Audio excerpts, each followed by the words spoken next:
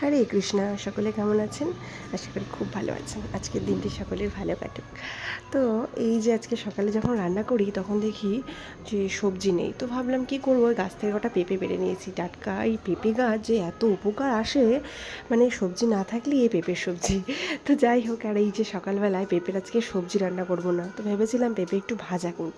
তো এই ডুমো ডুমো করে পেঁপেগুলো কেটে নিচ্ছি, আর ওই পেঁপের যে বুকের সামনের যে সাদা অংশটা থাকে ওটাকে কেটে নিলে পেঁপেটা বেশ ভালো সিদ্ধ হয়। নইলে কী হয় বলুন তো, পরে না মানে রান্না করার পরে কেমন ওই জায়গাগুলো তেতো তেতো আর শক্ত শক্ত লাগে।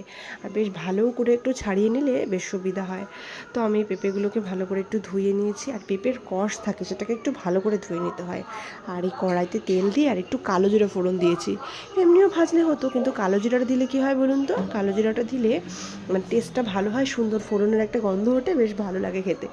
একটু লবণ একটু হলুদ দিয়ে নাড়াচাড়া করে একটু ঢাকা দিয়ে রেখেছিলাম। পেঁপেটা শক্ত সিদ্ধ হতে সময় লাগে, আর একটু ঢাকা দিয়ে রাখলে কি হয়, তাড়াতাড়ি সেদ্ধ হয়ে যায়। একটু নাড়াচাড়া করে দিলেই মোটামুটি বেশ পেঁপেটা ভীষণ ভালো লাগে খেতে। আর এই যে দেখুন, এই যে একটু নাড়াচাড়া করে দিয়েছি, তখনও সেদ্ধ হয়নি, একটু ঢাকা দিয়ে রাখলেই হয়ে যায়। আবার কালকে তো রাধা অষ্টমী, তার জন্য তো একটু কিছু রান্না করতে হবে, নইলে তো উপবাস 12টা পর্যন্ত উপবাস থাকতে হয়। এবার দেখে কিছু জোগাড় করে রাখতে হবে। আপনাদের সব রেডি তো? আর এই যে একটু আলু সেদ্ধ মেখেছিলাম, একটু মেখে এটাই ভগবানকে ভোগ লাগাবো। আজকে তেমন কিছু রান্না করিনি, পেঁপে ভাজা, করলা আলু সেদ্ধ দিয়ে মাখা, আর গরম ভাতের সাথে কালকে বানানো ঘি আর এই আলু সেদ্ধ, মানে অপূর্ব জমে যায়। ভগবানকে ভোগ লাগিয়ে দিয়েছি, এই যে ভোগ দর্শন।